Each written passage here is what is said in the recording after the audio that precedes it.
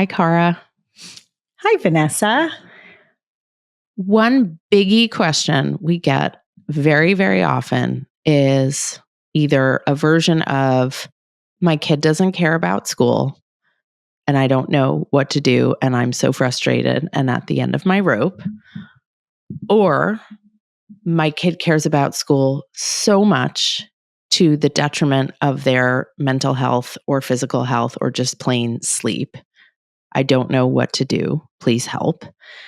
And any number of variations about these questions. And that's why we're so thrilled to have Jenny Anderson and Rebecca Winthrop, the authors of The Disengaged Teen, on the podcast today. They offer this reframe of how we should think about how kids learn. And it's really helpful because, as you'll hear in the conversation, what they're avoiding is describing kids themselves, and instead they describe kids' learning modes.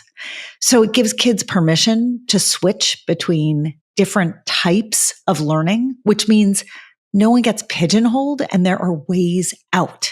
You know, one of the things, Vanessa, that you talk about when you and I are on the road and we're speaking to audiences, one of the things you say that resonates the most, and as you're saying it, the room gets silent, is you describe when a kid is at the bottom of a well and the adult is there to throw them a rope and help them climb out. And this book, this framing basically does that, right? So no judgment, but explanations of what we all see in different settings, followed by really wonderful tips about how to throw them the rope. And they couldn't be better experts to help make sense of all of the ways teens learn and why, frankly, many teens are not engaged in school. Jenny Anderson is an award-winning journalist who spent a decade at the New York Times before turning her attention to cover the science of learning. Rebecca Winthrop is the director of the Center for Universal Education at Brookings, where she conducts studies on how to better support children's learning. She's a leading global authority on education.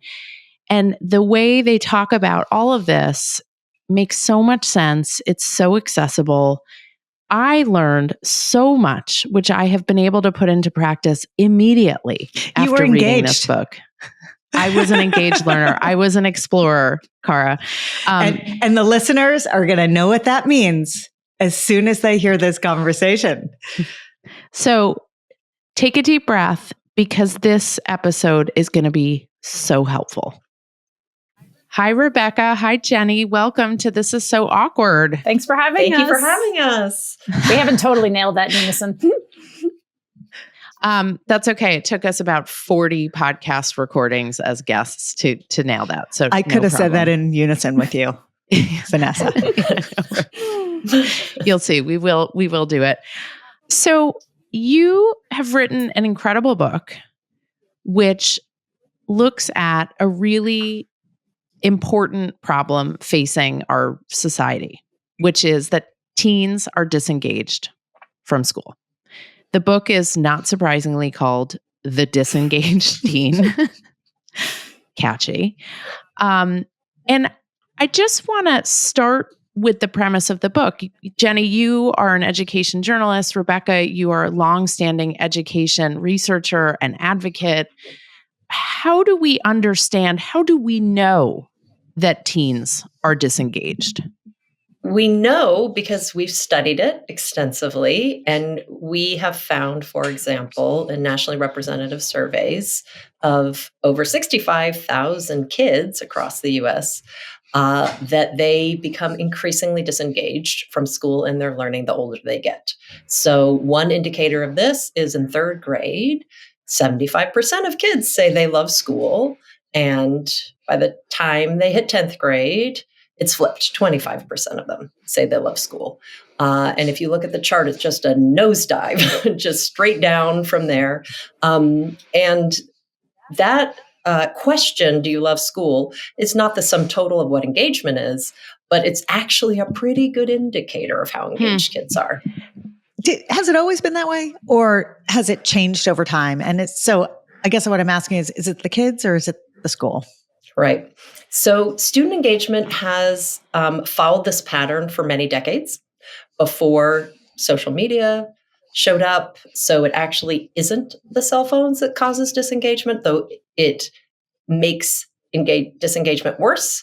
The problem is that what we are asking kids to do and what the difference between what they're doing in school and what they need to do in the world has moved from a small gap and become a chasm.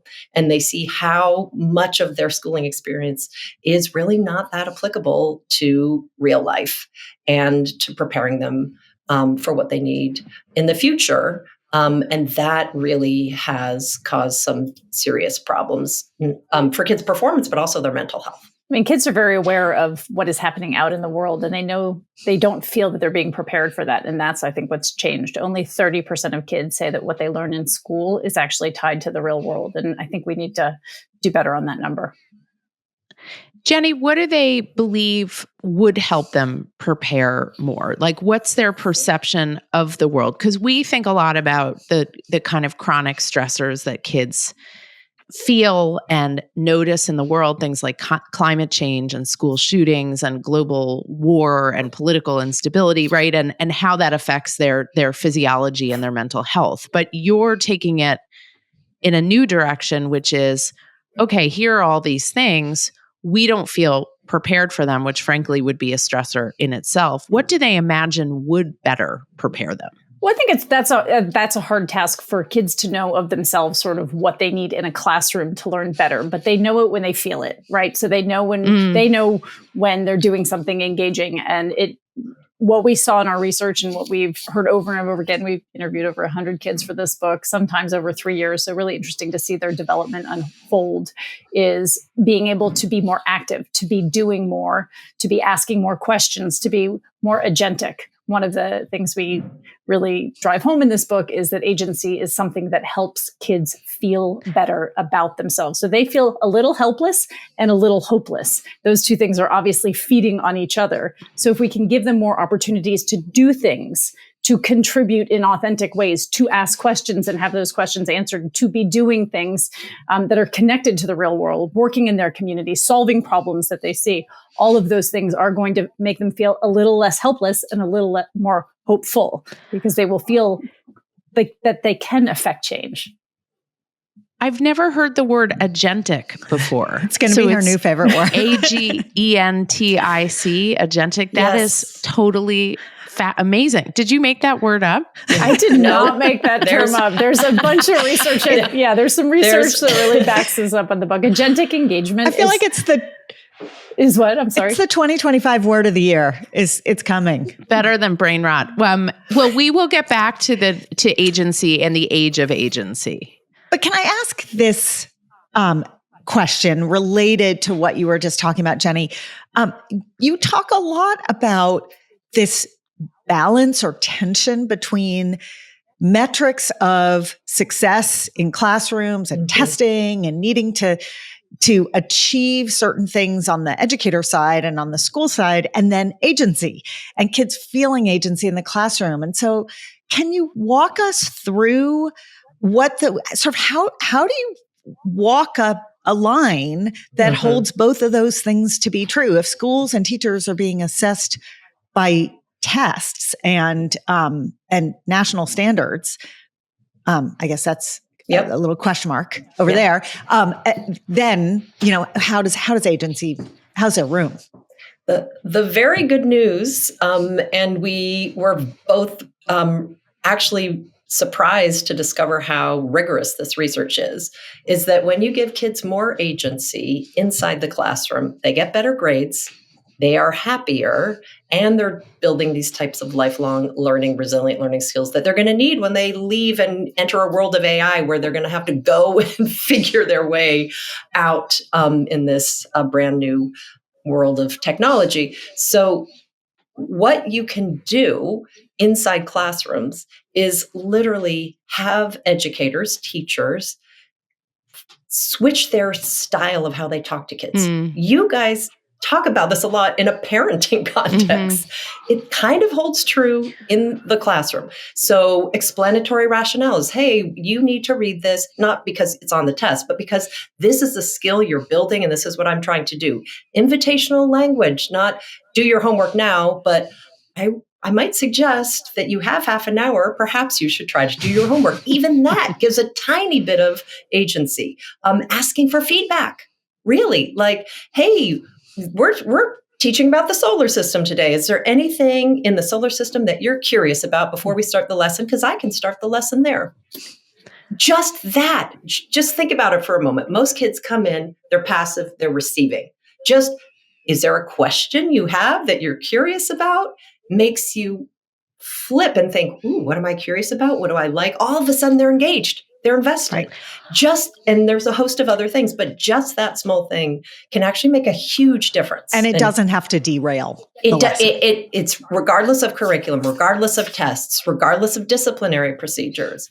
And the trade-off that there's a large perception out there amongst everybody, inside schools, outside schools, is if you give kids agency, they're just going to go off, fly off the handle and navel gaze and whatever. We're not talking about free reign when we talk about agency. Vanessa's new favorite word, agentic. My new favorite word for the last 3 years is agentic engagement in school, which Jenny tells me is way too wonky. So we developed new lexicon, but It is like scaffolded choice. So let's talk about that. We're going to get into the 4 modes of learning that you all create, but it was very interesting. Apropos of agentic engagement, my favorite color is magenta. I think that might be part of the reason I like the word agentic so much. Agentic. It's going to be magenta.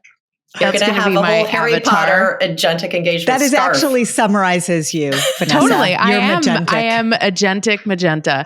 I asked my 14-year-old, I said, hey, I'm interviewing these amazing women who wrote this really fascinating book about learners. And I was sort of describing the different kinds of learners that you guys are about to share with our listeners. But I asked him, they say that the research tells us that teens are not that engaged in school. And I said, do you think that's true? And he said, sometimes. And I said, what do you wish was different? What do you think would engage kids more? And he said, just less talking at us and giving us a chance to do more and talk more. And Jenny, I don't know if that resonates. I mean, you guys did so many interviews. Does that resonate for you? Absolutely, on so many levels. So the first thing I have to share with you is an incredible stat. So the research that Rebecca was just talking about, which is about autonomy, supportive teaching in the classroom, that sort of perspective taking and feedback. That researcher, when he first went into classrooms, he was documenting how often kids' questions went unanswered. And it was a long time ago, and it was back of the envelope. This was not a scientific survey, but they estimated, his team of researchers, that 85% of the time, kids' questions were not answered, not because teachers are terrible and don't love kids and aren't trying to do their jobs, because they have standards they have to get through, curriculum, all this, there's a lot of pressure on them. But that is really, kind of soul deadening, right? You have something you want to know and you lose the moment and you lose your confidence, or it takes so much. I mean, we say this in the book, learning requires courage, right? You have to admit you don't understand something. You have to actually admit in front of your peers that you don't understand something.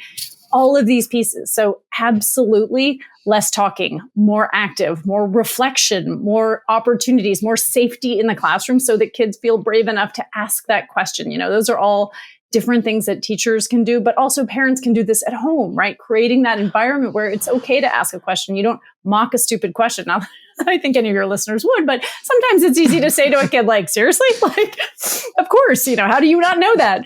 My kid actually recently asked if Christmas was on December 26th. And I was like, really? Like, do you not know that? And then I was like, you're like, actually, clearly we have to go back a little bit. And I will say our listeners will be very familiar with this concept because we talk all the time about lecturing less and listening more. And it applies in the educational setting as well. So will you, because I feel like I've left everyone on a cliffhanger, will you describe, and maybe you two can split the 4 modes of learning up. It's like the 4 questions at a Passover Seder. Will you split up the 4 modes of learning, and I will let you start in whatever order you want, but you can bet there will be questions as to why you chose the order that you chose. So all right. Yes. be prepared. I'll start. So the very high level is there are 4: passenger, achiever, resistor, explorer, and they are what they sound like. So passenger mode is the one we always start with because it's the mode that most kids are in most of the time in school. Over 50% of middle school and high school students, that's their experience in school. And these are the kids who are coasting, trying to do the bare minimum. They're showing up, but they've dropped out of learning when in school. They're not trying that hard. And sometimes they have really good grades. So it's hard to see. So parents think they're really invested in developing great learning skills when they're not. Sometimes it's because they're deeply struggling. They've missed pieces. They're not getting the support they need to get in their learning sweet spot. And they've just decided to kind of give up. So that's passenger mode. Next, because both passenger mode and achiever mode are not agentically engaged. Achiever mode is what everybody loves, teachers, parents. These are the go-getters. They're trying really hard to get an A. They're trying to be the captain of the football team. They are in it and they want to win. And sometimes it's great if they strive for excellence, but not perfection. And if they don't fall apart when they fail. But there is this achiever conundrum, which is we want our kids to achieve, but if they are too stuck in achiever mode, they become very fragile learners, which means they only care about the outcome, not the actual learning. They don't learn to take risks. They don't learn to pick themselves up when they fail and be resilient. And they actually have a lot of mental health problems.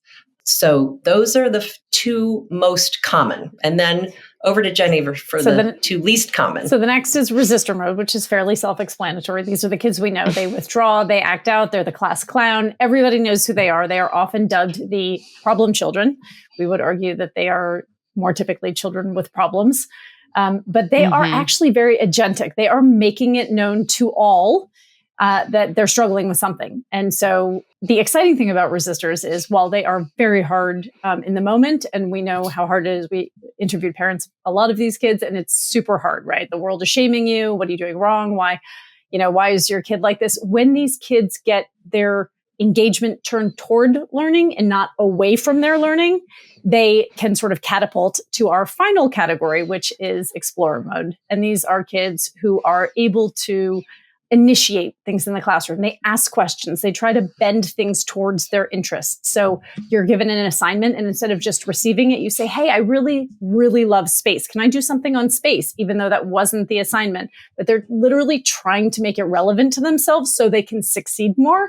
So that agentic, that is where we see agentic engagement, is in that final explorer mode. To bring it full circle to you, Vanessa, magentic and agentic engagement is happening in explorer mode, and that is we want all kids to have as much time in explorer mode as possible. They're not getting enough time. Only less than 4% of kids in middle and high school say that they have time to dig into things they care about, to have a say in how they learn. So it's a really shockingly small number. So it really does fall to us parents and as advocates to change schooling to get more of that. So let's dive into a couple of these modes.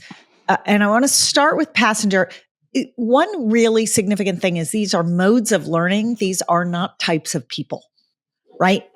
Which is a really interesting framing, because your argument, and I think frankly, a winning argument, is that you can flip-flop between these different modes. And if this is a type of person, it's much harder to argue that the human being flip-flops.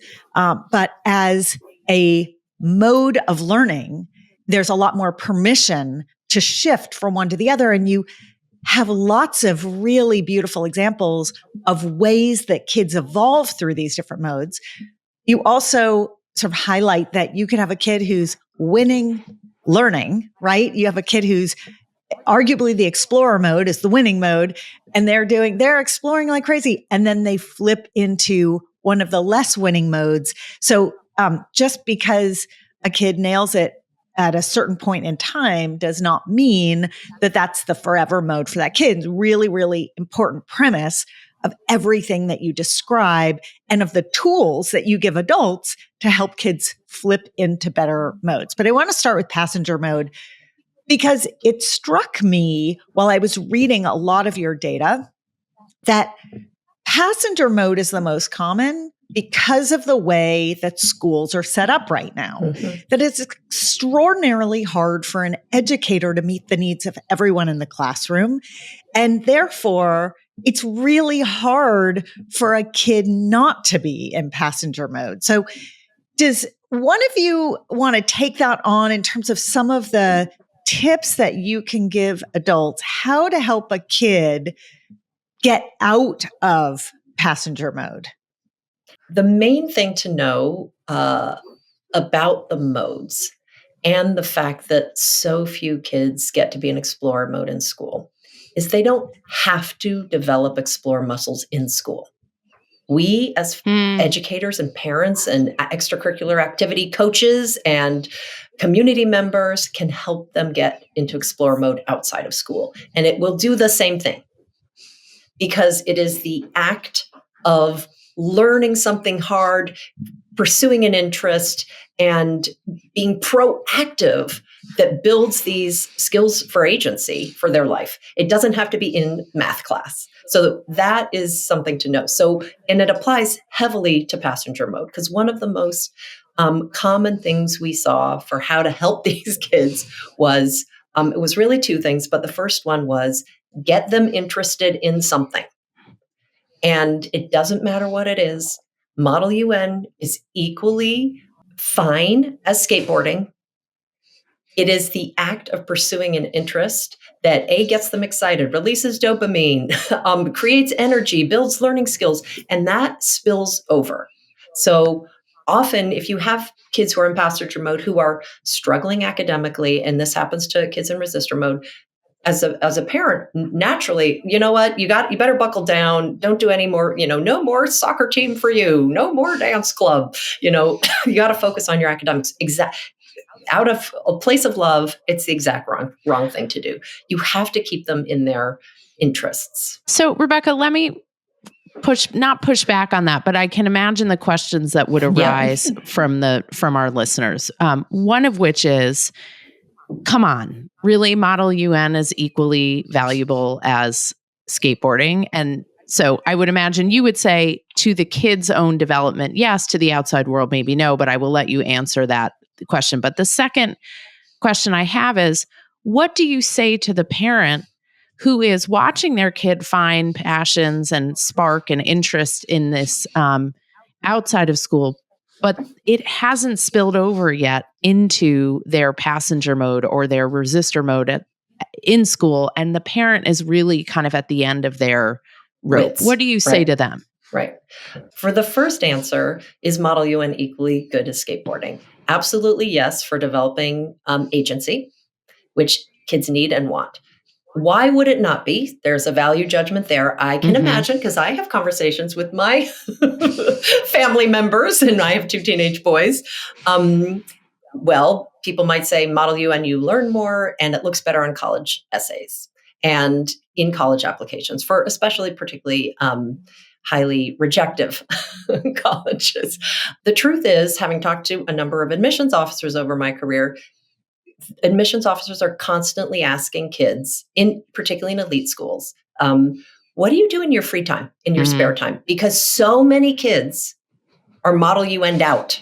And they have a huge corpus of applicants that have 15 extracurriculars, and they just want to get to know the kids. So they ask, no, don't tell me about that. What do you do in your spare time? And they are looking for kids who have agency and pursue their passions because they know when they show up to college, those kids thrive.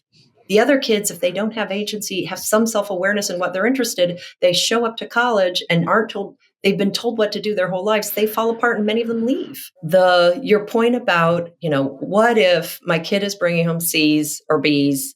I think that's, as long as they sort of, and this is my own personal parenting strategy, everyone has a different one, but as long as the grades are reasonable, so they don't foreclose higher education at a reasonably good state school, I'm fine with it.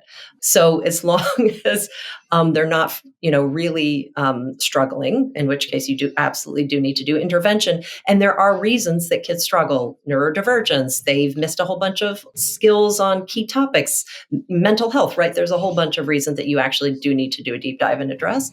But if they're coasting along reasonably okay, and they're just not really invested, but they are loving, let's stick with skateboarding, stay the course. Don't take it away, and get more invested.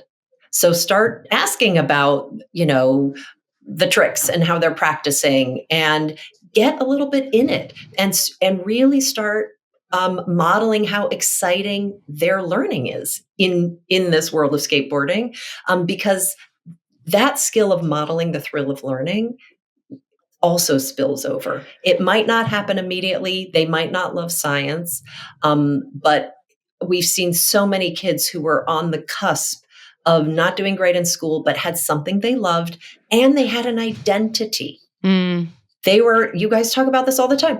They were entering adolescence, trying to figure out how to stand out, to fit in, and it kept them from slipping into a downward spiral of, I don't know who I am. I don't feel special. I don't have a thing. And I guess, a lot of kids who didn't have that and are sort of coasting in school, they do slip into that, which can be very, very hard. So what it sounds like is you're asking parents and trusted adults to be in their own explorer mode. Yep. Yeah. Is that a fair statement? Yes. It is and a fair we statement. do in the book say, come with us, and you will have to get out of your comfort zone too.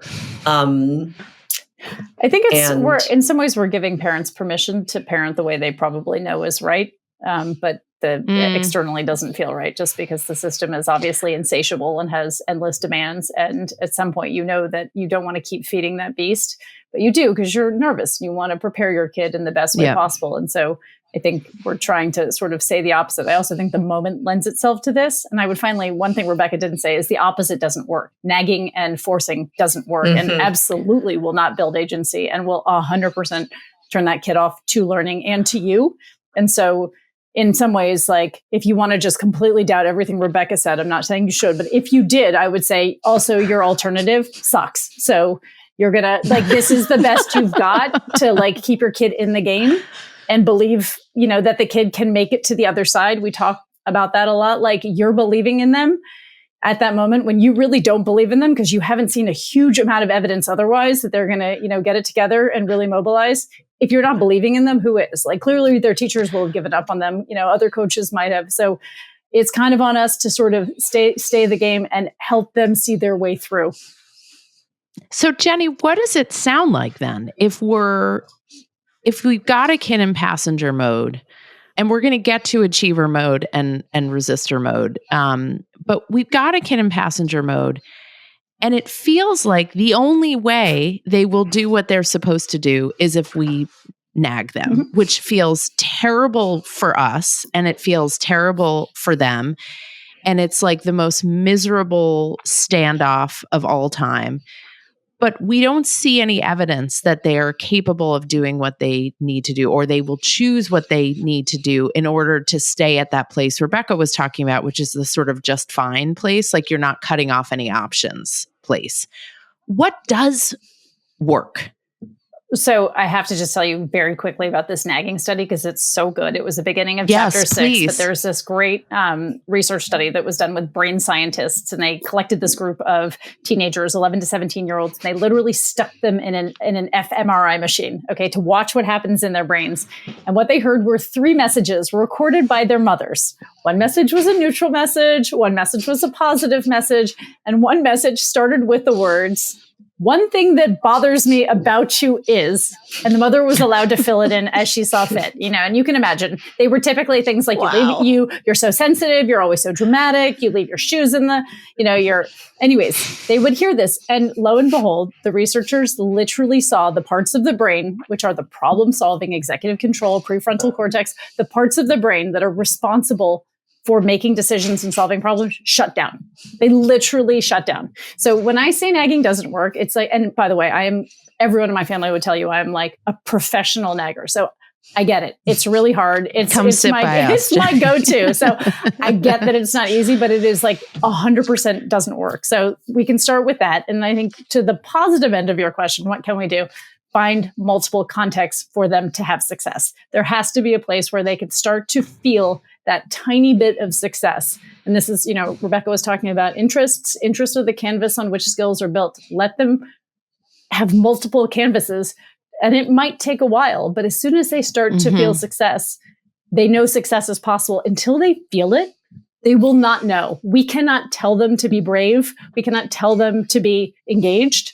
They have to discover it. And so all we can do is provide as many possibilities as possible. And I have great stories from the book, but this is a long answer. So I'm going to let you ask the next question. But if you want some examples, we definitely have some great stories of ways parents did this.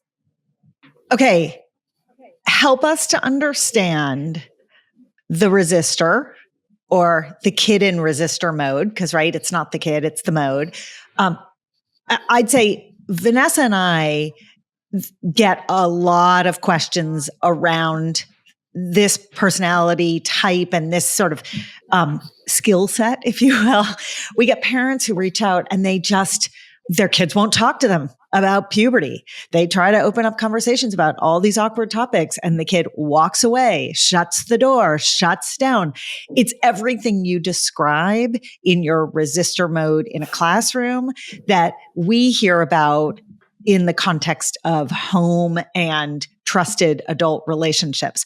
But you argue that it's actually easier to course correct resistor mode. So take us there, walk us through it. Well, I'm not sure if it's easier because it's very emotional. And so for all your listeners who have kids in resistor mode, and I have lived through this with one of my children for a period of time, it is heartbreaking and it is incredibly difficult. So these are the kids who start off maybe as the class clown, who then stop doing their homework, who then become disruptive, disgruntled, deeply withdrawn, start skipping school. And, we have a huge problem with chronic absenteeism in the US. 25% of kids missing more than 10% of school. And that's across multiple demographics. Like school refusal is happening. Rich parents, middle-class parents, poor parents. And it's so frustrating, so deeply empathetic. But the message that I think Jenny and I want parents to hear is that your kid is not broken. Your kid is not a bad kid.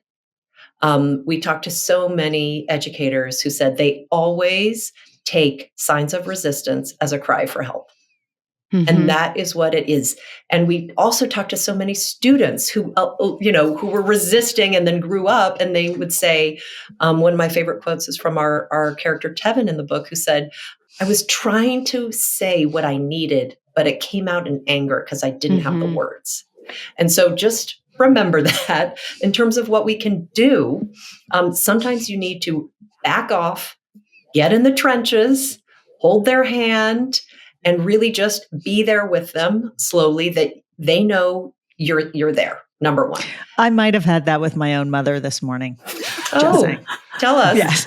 You want to tell us? I needed something and it came out as angry. I was literally right there. Yes. Yep. So you don't always outgrow that. Yeah. Yeah. And, or at least I don't. and it often is punished in schools rather than the places we saw turning kids around saw it as a cry for help.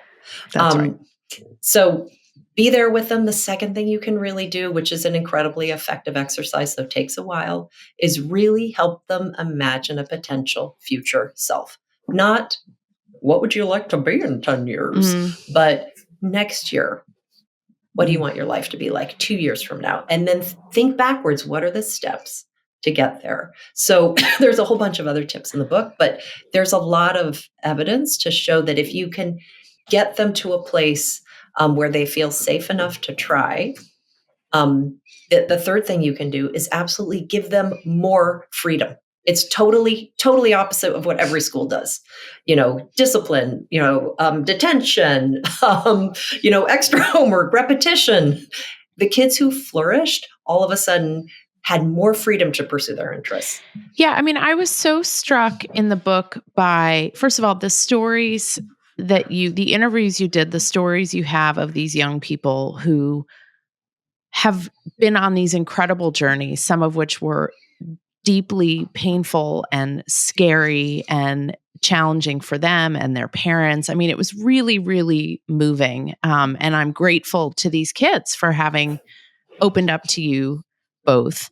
And, serious mental health issues, depression, suicidal ideation, self-harm, a whole variety of things on top of the academic challenges. You talk about that they're not a bad kid. And I'm paraphrasing much more elegant language that you have. And at the heart of it is often, a lack of agency. But even more than that, it's like their self-esteem, that somebody punctured their self-esteem and the air has been let out of it. And they're then opting out, right? They're opting out of going to class. They're opting out of doing their work. They're opting out of participating in the community. How can we help parents reframe their understanding that it's not a lack of gratitude, that it's not selfishness, that they're not purposefully flying in the face of what we've done or the money we've spent or the effort we made? Help us reframe for parents how they can have a new view of a kid in resistor mode. I think it's hard. So I kind of want to start with the same empathy as Rebecca, because you're seeing the behavior right in front of you and it feels like a personal affront. It really does. But everything we know about human development is they don't yet have the tools to communicate to us in a very well organized soliloquy what is happening to them internally. Think of us. We are adults. Sometimes we act in ways that are mysterious to ourselves or our spouses or our kids. Think back to 8, 9, 10, 15, right? Like they're still developing. There's this one, Bror Saxberg, who's a learning scientist who we really admire, told us this great metaphor. He said, imagine their brains have like a yellow construction tape around them. And, just under construction is what's happening there. So as best you can visualize under construction around that brain, right? Like this is like a renovation project and it's just been gutted and it's going to have to be rebuilt.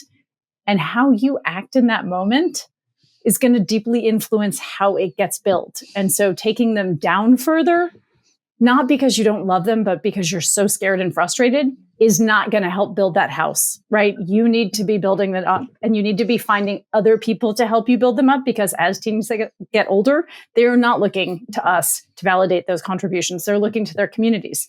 That's why it's so powerful to get out of your house and have them finding ways to earn prestige in real, authentic ways. And then you can validate it, but our validations they're very important, but they're not, they need to get that from a variety of people. And so again, I think it's that under construction, just as much as you can. A lot of this is just our own self-regulation, and it is hard, right? Deep breaths, taking yourself out of the room. I really actually did love also this getting in the trenches with them. This comes from psychology, but this idea of like, they are so scared and frazzled. It doesn't come out that way. So angry that they cannot take one step forward. And we're like, move, right? Because we're scared. And that is not going to get them to move. We need to get in the trench next to them, hold their hand and talk to them about what it would take to take a half a step. What would it take to take half a step today?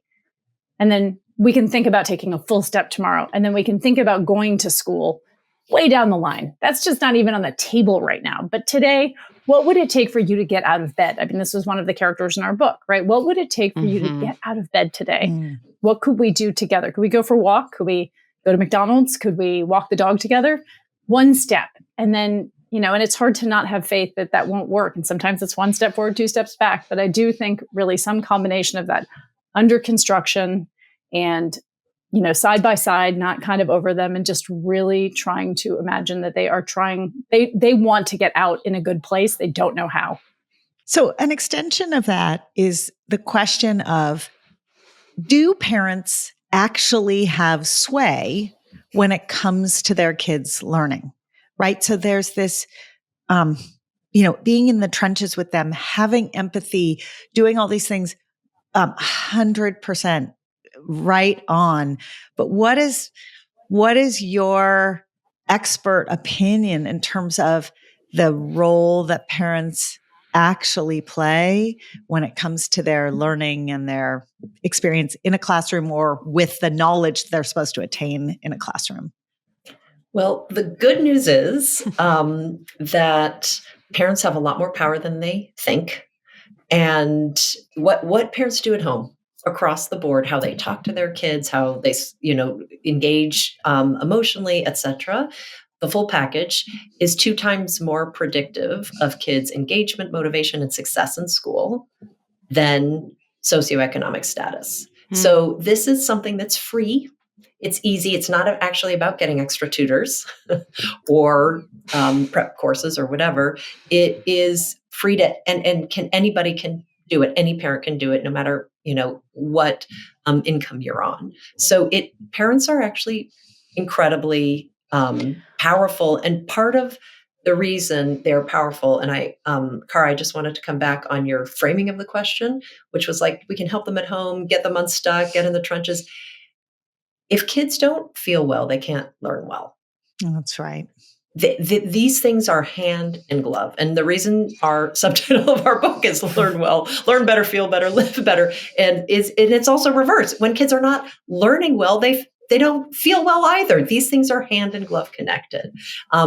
So we do have to attend to kids' emotional well-being. Otherwise, they are not going to pay attention in class. They will be too distracted. They literally can't absorb what they're learning. And it bears saying the very obvious, which is that can require the help of a professional mental health care provider coming in and being part of that team to help them. So this is in some cases, absolutely yes. In some severe cases, but I would say there's a ton of research on emotional coaching and emotional dismissing, how parents, perceive the value of emotions at home that not only helps kids feel better in the moment. The emotional coaching one is the better one, as you guys well know. But for any listener, it helps them regulate their emotions. But it has actually a ton of research that it helps with engagement, motivation, and school success too. So I want to go to the achiever mode. It's near and dear to our hearts. And Jenny Wallace has come on the podcast. I know you quote Jenny in the book. The achiever mode is somehow both the mode that many of us are pushing our kids to be in, and many kids are in, and yet we also know all this data and research about how unhealthy it can be for kids, frankly, how dangerous it can be. And you break down achiever mode into happy and unhappy achiever mode. Can you share with folks what those 2 modes are, and really why is the unhealthy achiever mode actually so concerning for kids as learners and as human beings, and in terms of their mental health? Because as you said earlier, Jenny, we as parents are under so much pressure to somehow be in this system that we know is actually not good for our kids, but we can't figure out a way out, and we can't figure out a path that's different. So can you help frame that for us? Sure. I mean, unhappy achievers are typically perfectionists. And obviously, again, in a system that is insatiable, that has insatiable demands on our kids, if you want to be perfect in everything at all times, it will burn you out at some point. So the signs of that would be a kid who will not go to bed ever, right? Has to just keep getting it done. And I can do it. I can go till 2 a.m. And they're refusing to listen to you, in the moment that you're saying you really need to get your sleep. Another sign is a real fragility around outcomes. So, a setback is not a learning opportunity, or, oh, you got, a 90 on your math test. Like, is there something you didn't understand? And they feel crushing defeat not this is just a stepping stone. Obviously I didn't get something, I needed to learn it better. I mean, this is the process of learning. Not everybody gets it all the time immediately. So those would be the typical signs of unhappy. So it's these are real perfectionist tendencies. And I think of, and Jenny Wallace quoted this expert as well, but I do want to bring him up because this quote I think is so powerful. Expectations are so far beyond what these kids are capable of doing. And so it is on us to take those expectations away, right? That we cannot also be adding to that. We need to be the shelter in the storm here. The happy achievers are the ones who are super motivated by achievement, but also don't mind a few setbacks. They're not as fragile. They are not as concerned about everybody else's opinions of them, right? So of course they want to do well. They want to do well because it's important to them to do well in the thing. Maybe they have a goal of getting to a particular college, and that is a great goal, right? I mean, it's as long as they've got a sort of healthy attitude towards getting there, they are not going to burn themselves out at all costs. I think that's it's a difference between perfection and excellence. Striving for excellence is wonderful, right? That's what we all want for our kids. It feels so good to work hard and achieve something. But if you don't get the outcome you want, are you crushed, or do you feel motivated to get better? But Jenny, can I push back on that for a second? How do we allow for explorer mode if kids are so focused on excellence?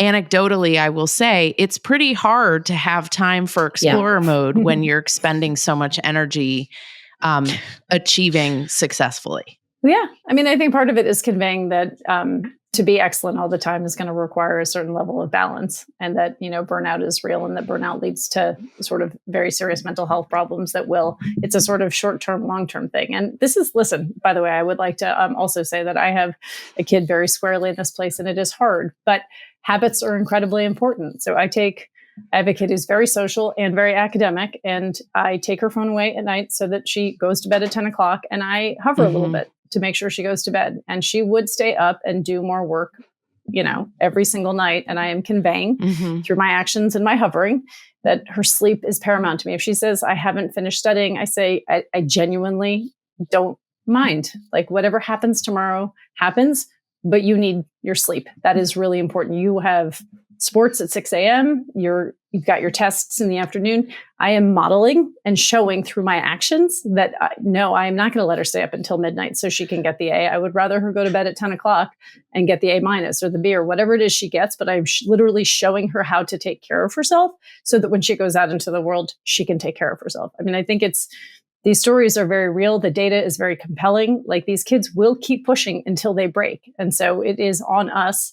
If they're more in the unhappy achiever camp, I think there are kids who in the happy achiever camp, who can push pretty hard. But to your point about like finding moments for explorer, I think, again, that's on us. Moments of reflection. What jazzes you? Do you love doing this thing that you do all the time?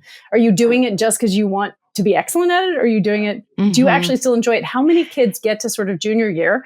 They're on 14 select, soccer teams, and they actually don't enjoy it anymore. One of my nieces said to me, I thought this was so profound. She's played very, very competitive, lacrosse. And I said to her, what was your favorite part about high school? Was it lacrosse? Like, your team was amazing. You did so well. You all traveled together. You did. And oh my God, no, that was so stressful. I loved playing ice hockey. She was terrible at ice hockey. She was like, it was so fun. We had the best time, and it's just like, oh, like insight.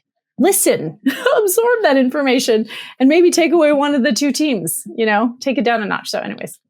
Well, and just because the word achieve is tucked into achiever mode doesn't mean that that's the only mode in which you can achieve, right? You can achieve in explorer mode, right? And in fact, kids do better. Yes. They get the best grades of everybody when they get to be in explorer mode. Right. And you're right, some kids achieve in passenger mode. And as you describe in great detail, that's maybe not the kind of achievement that we want to reward, or the types of patterns we want to get kids into, because they're not exploring while they hit those, ring those bells and jump through those hoops. So the language, your language is so interesting, and it's these classifications of kids I think it's a really amazing new lens through which to see how kids behave, not just in the classroom, but how they learn in life. And we have to let go of some of the words and value judgments that we tether to these labels. And that's what you give everyone permission to do. It's like, let's look at them in all new ways and reframe our judgments and our assessments, because what they need in order to be both happy and successful going forward in the world is maybe not what we think or we have traditionally thought that they need. So we did a really interesting exercise at our dinner table last night, because after my 14-year-old sort of talked about, and I asked him, do you think of yourself, after explaining the modes, do you think of yourself as a passenger mode or explorer mode or achiever? And, he was sort of reflecting on that. And then my husband and I talked about what modes or mode we felt like we were in as teenagers and kind of what mode maybe we're in now. And it was a really helpful thing, for our kid to see us think about it. It was also really helpful for us to recognize what of our own baggage we were bringing into the process of parenting our kid through, in this case, high school. Because I think a huge part of it is, what are our expectations? Who were we? What are our values? What are we communicating to our kids? And Jenny, what you're saying to your kid is, hey, a lesser grade is fine because sleep is more important than that level of achievement, for example.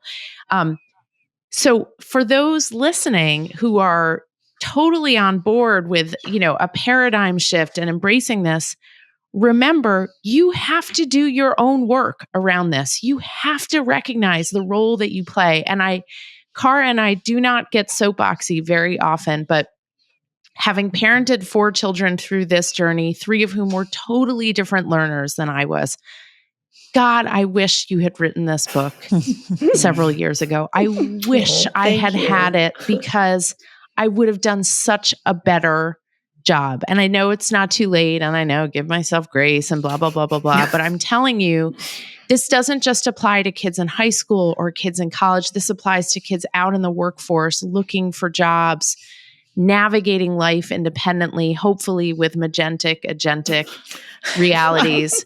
But it's really, it's so powerful, and it is so research backed, and it's really an amazing gift you've given to parents and educators. Thank you guys so much for writing this excellent book. Thank you. What an endorsement. Thank you guys, that was lovely. Talking to us.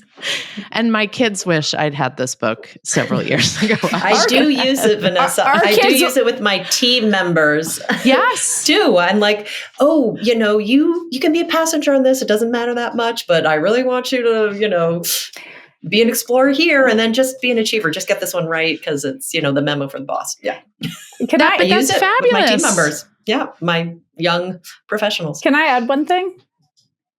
Please. Of course. Yeah. And you guys have done such a good job. You've obviously read the book, which is just so grateful that you did, and that you've sort of interrogated it a little bit. And you've noted that these are not, identities. These modes are, kids cycle through them all the times. And, our job as parents to notice when they get stuck and help them get unstuck, right? That is because sometimes they do get stuck. And the sort of higher order level of this, as they get a little bit older, is, as you guys are talking about, helping them use the mode for the moment, right? It's final exams, get in achiever mode. Like you got to buckle down and do some stuff. Feeling a little burned down, passenger mode, really good, right? Just not feeling good about something bad is happening at home, right? Like maybe your parents are going through a divorce, or grandma just died or is sick. You got to take your foot off the accelerator, because you can't just do it all the time. And something's wrong, deeply wrong. Resistor mode has its place, right? And so I do think, and just giving them permission to go explore, go figure out who you are, figure out what you care about, reiterating that all the time. How do you want to show up in the world, right? How do you want to show? You have so many opportunities to try on different coats and then cast them aside and try on other ones. This is, right. I mean, there isn't a bad mode. That's the thing is, you go into paradigms like this and you think there's going to be a best, it's sort of a rank order. There's going to be a best, there's going to be a worst, and there's something in between. Certainly parenting styles, we have all sorts of words around that are very rank ordered. And I love landing there, Jenny, because that's exactly right. Not just these kids, all of us flip between modes given different circumstances in our lives. And we just have to learn to identify them and to figure out when we're using them effectively and when it's time to move on. And anyone feeling hopeless, right? Because there are people who are going to listen to this episode who are feeling really hopeless about their kid. The stories in this book will give you hope. They show the progression and journey and learning of kids who were in very difficult, dark places with parents who were, just absolutely hopeless. So don't lose hope. Read this book. It will give you so much inspiration for new ways to engage with your kid and support your kid and help them get out of the hole that they are in. Thank you. Thanks, guys. Thank you for having us. That was lovely. Thank you for having us. Thank you so much for listening. You can email us with questions, feedback, or episode requests at podcast@lessawkward.com. If you want to learn more about what we do to make this whole stage of life less awkward for everyone involved, our parent membership, our school health ed curriculum, our keynote talks, and more are all at lessawkward.com. And if you want products that make puberty so much more comfortable, visit myumla.com.